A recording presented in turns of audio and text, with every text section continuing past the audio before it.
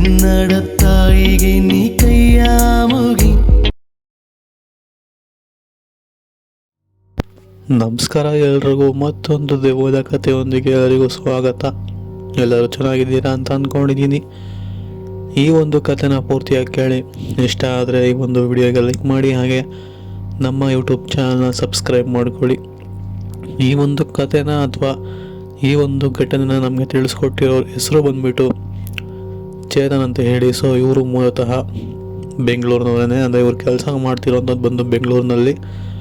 So ಇವರು ಇವರ ಸ್ನೇಹಿತರ ಜೊತೆಗೆ ಕೂಡಿ ಒಂದು ಟ್ರಿಪ್ ಹೋಗಿ ಬರೋಣ ಅಂತ ಹೇಳಿ ಇಲ್ಲಿಂದ ಸೋಮವಾರಪೇಟೆಗೆ ಹೋಗಿರ್ತಾರೆ. ಅಂದರೆ ಸೋಮವಾರಪೇಟೆ ಇಲ್ಲಿ ಆಗಿರೋಂಥ ಒಂದು ಇನ್ಸಿಡೆಂಟು. ಸೊ ಆ ಇನ್ಸಿಡೆಂಟ್ನ ಅವರು ನಮ್ಗೆ ಯಾವ ಥರ ಕೊಟ್ಟಿದ್ದಾರೋ ನಾನು ಕೂಡ ನಿಮಗೆ ಅದೇ ರೀತಿ ತಿಳಿಸ್ತಾ ಹೋಗ್ತೀನಿ. ಎಲ್ಲೂ ಕೂಡ ಕಥೆನ ಸ್ಕಿಪ್ ಮಾಡಬೇಡಿ, ಪೂರ್ತಿಯಾಗಿ ಕೇಳಿ.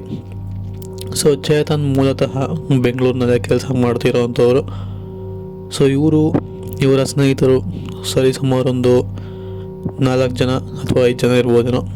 ಒಂದು ಕಾರ್, ಅಂದರೆ ಅವರ ಈ ಒಂದು ಚೇತನ್ ಅಂತ ಇರ್ತಾರಲ್ಲ, ಸೊ ಅವರ ಸ್ನೇಹಿತರ ಒಬ್ಬ ಒಂದು ಕಾರ್ನ ತಗೊಂಡು ಹೀಗೆ ಹೇಗೋ ಲಾಂಗ್ ವೀಕೆಂಡ್ ಇರ ಅಂತ ಹೇಳಿ ಟ್ರಿಪ್ ಹೋಗಿ ಬರೋಣ ಅಂತ ಪ್ಲ್ಯಾನ್ ಮಾಡಿಕೊಂಡು ಹೋಗಿರ್ತಾರೆ. ಆ ಸಮಯದಲ್ಲಿ ಇವರು ಬೆಂಗಳೂರನ್ನ ಬಿಟ್ಟಾಗಲೇ ನೈಟ್ 7 ಗಂಟೆ ಆಗಿತ್ತು. ಸೊ ಸಂಜೆ ಟೈಮ್ ಇವ್ರು ಬಿಟ್ಟಿರೋ ಅಂಥದ್ದು. ಸೊ ಇವರು ವಿಸಿಟ್ ಮಾಡಬೇಕಾಗಿದ್ದಂತಹ ಪ್ಲೇಸ್ಗಳು ತುಂಬಾ ಇತ್ತು, ಬಿಕಾಸ್ ಅದು ಲಾಂಗ್ ವೀಕೆಂಡ್ ಆಗಿದ್ದಾಗಿಂದ. ಸೊ ಸ್ವಲ್ಪ ಬೇರೆ ಬೇರೆ ಜಾಗಗಳಿಗೆ ಹೋಗಿ ನೋಡ್ಕೊಂಬರೋಣ, ಆ ಕಡೆ ಹೋಗಿ ಒಂದು ಮಜಾ ಮಾಡಿ ಬರೋಣ ಅಂತ ಅಂದ್ಕೊಂಡು ಇವರು 5 ಜನ ಕೂಡ ಹೊರಡ್ತಾರೆ. ಸೊ ಹೊರಟಾದ್ಮೇಲೆ ನೈಟ್ ಡ್ರೈವ್ ಮಾಡೋದು ಅಷ್ಟೊಂದು ಸೇಫ್ ಅಲ್ಲ. ಸೊ ಎಲ್ಲೋ ಒಂದು ಕಡೆ ರೂಮ್ ಮಾಡಿ ನಂತರ ಅಲ್ಲೇ ಮಲಗಿದ್ದು ಬೆಳಗ್ಗೆ ಅಷ್ಟೊತ್ತಿಗೆ ಎದ್ದು ಟ್ರಾವೆಲ್ ಮಾಡೋಣ ಅಂತ ಯೋಚನೆ ಮಾಡಿ ಸೋಮವಾರಪೇಟೆ ಹತ್ರ ಒಂದು ರೂಮ್ನ ಬುಕ್ ಮಾಡ್ತಾರೆ. ಅಂದರೆ ಆ ರೂಮ್ ನೋಡೋಕೆ ಹೆಂಗಿತ್ತು ಅಂತಂದರೆ ಒಂದು ಸ್ವಲ್ಪ ವಿಚಿತ್ರ ಅಂತಲೇ ಅನಿಸುತ್ತೆ. ಸೊ ಇವರು ಸುಮಾರು ಕಡೆ ವಿಚಾರಿಸ್ತಾರೆ, ಅಲ್ಲೆಲ್ಲೂ ಕೂಡ ರೂಮ್ಸ್ ಸಿಗೋದಿಲ್ಲ. ಆಮೇಲೆ ಆನ್ಲೈನಲ್ಲಿ ಯಾವುದೋ ಒಂದು ಸಿಕ್ಕಿದಿಲ್ಲ ಅಂತ ಹೇಳಿ ಬುಕ್ ಮಾಡ್ತಾರೆ. ಕೊನೆಗೆ ಹೋಗಿ ಆ ಒಂದು ಲೊಕೇಶನಲ್ಲಿ ಕೂಡ ಇಳಿದು ಅವರ ರೂಮ್ ಕೀನ ಇಸ್ಕೊಂಡು, ಒಂದು ರೂಮ್ಸ್ ಮೇಂಟೈನ್ ಮಾಡ್ತಾರಲ್ಲ, ಸೊ ಅವ್ರ ಹತ್ರ ಹೋಗಿ ಕೀನ ಇಸ್ಕೊಂಡು ಹೋಗಿ ರೂಮ್ನಲ್ಲಿ ಫ್ರೆಶ್ ಅಪ್ ಆಗಿ ಮಲ್ಕೊತಾರೆ. ಸೊ ಮೊದಲೇ ಅವರು ಎಂಟ್ರಿ ಕೊಟ್ಟಾಗ್ಲೇ ರೂಮ್ ಒಂದು ಸ್ವಲ್ಪ ವಿಚಿತ್ರ ಅನಿಸೋದು ಎಲ್ರಿಗೂ. ಅಂದರೆ ಅದಿದ್ದಂತಹ ಸ್ಥಳ ಬಂದು ಆ ಥರ ಇತ್ತು. ಸೊ ಅದು ಒಂದು ಸ್ವಲ್ಪ ಅಪ್ಪು ಡೌನ್ ರೋಡ್ ಇರ್ತಲ್ಲ, ಸೊ ಆ ಥರ ಒಂದು ರೋಡಲ್ಲಿ ಈ ಒಂದು ರೂಮ್ ಇದ್ದಂಥದ್ದು. ಹಾಗೆ ಮೇಂಟೆನೆನ್ಸ್ ಕೂಡ ಅಷ್ಟಕ್ಕಷ್ಟೇ ಇತ್ತು, ತುಂಬ ಏನು ನೋಡೋಕ್ಕೆ ಚೆನ್ನಾಗಿರಲಿಲ್ಲ.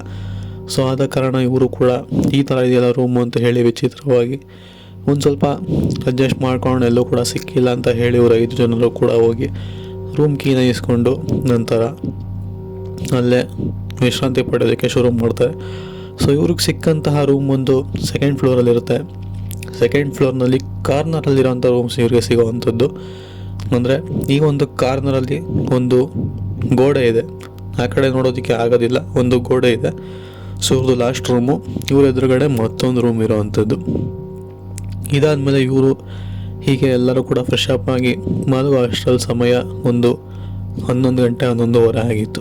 ಸೊ ಆ ಸಮಯದಲ್ಲಿ ಮಲ್ಕೊಂಡು ಬೆಳಗ್ಗೆ ಎದ್ದು ಹೋಗೋಣ ಅಂತ ಹೇಳಿ ನಂತರ ಮಲಗಿನ ಸಮಯದಲ್ಲಿ, ಅಂದರೆ ಇವರ ಆಪೋಸಿಟ್ ಒಂದು ಬಾಗಿಲಿತ್ತಲ್ಲ, ಅಂದರೆ ಆಪೋಸಿಟಲ್ಲಿ ಒಂದು ರೂಮ್ ಇತ್ತಲ್ಲ, ಸೊ ಆ ರೂಮ್ ಬಾಗಿಲ ಹತ್ರ ಬಂದ್ರೆ ಏನೋ ಜೋರಾಗಿ ಮಾತಾಡ್ತಿರೋಂತಹ ಶಬ್ದಗಳೆಲ್ಲ ಅವರಿಗೆ ಕೇಳಿಬರುತ್ತೆ. ಸೊ ಇವ್ರಿಗೂ ಕೂಡ ಡಿಸ್ಟರ್ಬ್ ಆಗುತ್ತೆ. ಅದಾದಮೇಲೆ ಬಿಡು ಏನೋ ಇರ್ಬೋದೇನೋ ಆ ರೂಮಲ್ಲಿ ವಾಸವಾಗಿರೋಂಥವ್ರದ್ದು ಅಂತ ಅಂದ್ಕೊಂಡು ಇವರು ಕೂಡ ಸುಮ್ಮನೆ ಆಗ್ತಾರೆ. ಅದಾದಮೇಲೆ ಆ ಒಂದು ರೂಮ್, ಅಂದರೆ ಇವ್ರ ಆಪೋಸಿಟ್ ರೂಮ್ ಬಾಗಿಲನ್ನ ತುಂಬ ಜೋರಾಗಿ ಬಡಿಯೋ ಥರ ಶಬ್ದ ಆಗುತ್ತೆ. ಅಂದರೆ ಈ ಥರ ಒಂದು ಪಬ್ಲಿಕ್ ಪ್ಲೇಸಲ್ಲಿ ಬಂದು ಯಾರು ಈ ಥರ ಎಲ್ರಿಗೂ ತೊಂದರೆ ಆಗೋ ಥರ ಎಲ್ಲ ನಡ್ಕೊತಿದಾರ ಅಂತ ಹೇಳಿ ಇವರು ಕೂಡ ಸ್ವಲ್ಪ, ಅಂದರೆ ಎಲ್ರಿಗೂ ಕೂಡ ಸ್ವಲ್ಪ ಅಸಮಾಧಾನ ಆಗುತ್ತೆ. ಯಾಕೆಂತಂದರೆ ರೂಮ್ ಸಿಕ್ಕಿರೋದೇ ಹೆಚ್ಚು, ಅದರಲ್ಲಿ ಈ ಥರ ಎಲ್ಲ ಡಿಸ್ಟರ್ಬ್ ಮಾಡ್ತಿದ್ದಾರಲ್ಲ ಅಂತ ಹೇಳಿ ಇವರು ಕೂಡ ಸ್ವಲ್ಪ ಸುಮ್ಮನೆ ಆಗ್ತಾರೆ. ಬಟ್ ಆ ಶಬ್ದ ತುಂಬ ಹೊತ್ತು ನಡೆಯುತ್ತೆ.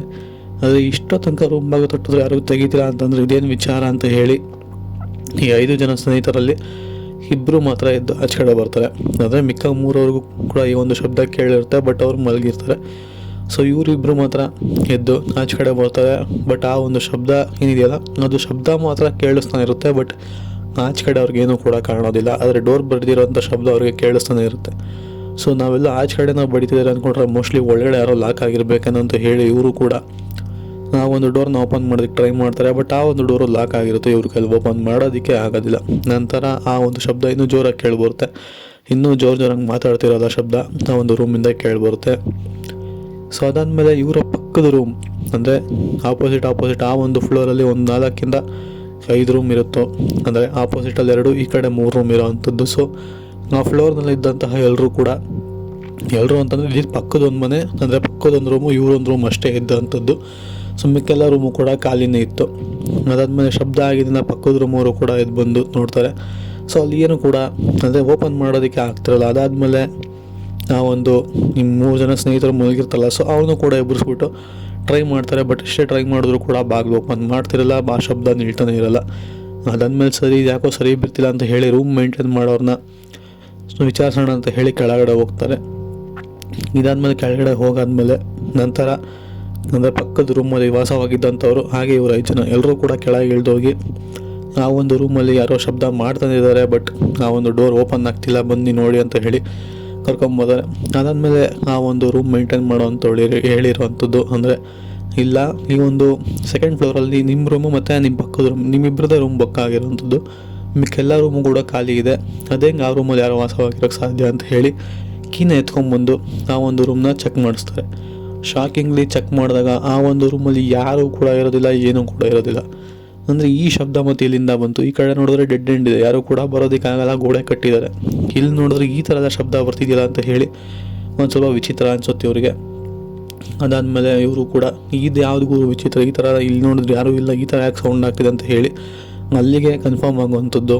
ಸೊ ಅದು ಯಾವುದೇ ರೀತಿ ಮನುಷ್ಯರು ಮಾಡಿರೋಂಥ ಶಬ್ದ ಅಲ್ಲ, ಆ ಒಂದು ರೂಮ್ನಲ್ಲಿ ಏನೋ ಒಂದು ಶಕ್ತಿ ಬಂದು ಸೇರಿಕೊಂಡಿದೆ ಅಂತ ಹೇಳಿ ಆ ಒಂದು ರೂಮ್ ಮೇಂಟೈನ್ ಮಾಡ್ತಾರಲ್ಲ, ಸೊ ಅವರು ಕೂಡ ಆವಾಗಲೇ ಆ ಒಂದು ವಿಷಯ ಗೊತ್ತಾಗಿರೋವಂಥದ್ದು. ಸೊ ಇದಾದಮೇಲೆ ಬೇರೆ ಬೇರೆ ಥರ ಎಲ್ಲ ಒಂದು ಏನು ಮಾಡಬೇಕು ಪ್ರೊಸೀಜರ್ ಎಲ್ಲರೂ ಕೂಡ ಕಂಟಿನ್ಯೂ ಮಾಡಿ ನಂತರ ಇವರು ಕೂಡ ಅಲ್ಲಿಂದ ಹೊರಡ್ತಾರೆ. ಸೊ ಇದು ಅವ್ರಿಗೆ ಆದಂತಹ ಒಂದು ಸತ್ಯ ಇನ್ಸಿಡೆಂಟ್ ಅಂತಲೇ ಹೇಳಿರೋವಂಥದ್ದು. ಸೊ ಈ ಒಂದು ಕತೆ ನಿಮಗೆ ಇಷ್ಟ ಆಗಿದೆ ಅಂತ ಅಂದ್ಕೊಂಡಿದ್ದೀನಿ. ಇಷ್ಟ ಆಗಿದರೆ ಈ ಒಂದು ವಿಡಿಯೋಗೆ ಲೈಕ್ ಮಾಡಿ, ಹಾಗೆ ನಮ್ಮ ಯೂಟ್ಯೂಬ್ ಚಾನಲ್ ಸಬ್ಸ್ಕ್ರೈಬ್ ಮಾಡ್ಕೊಳ್ಳಿ. ಸಿಗೋಣ ಮತ್ತೊಂದು ದೆವ್ವದ ಕಥೆಯೊಂದಿಗೆ. ಅಲ್ಲಿವರೆಗೂ take care, good bye friends.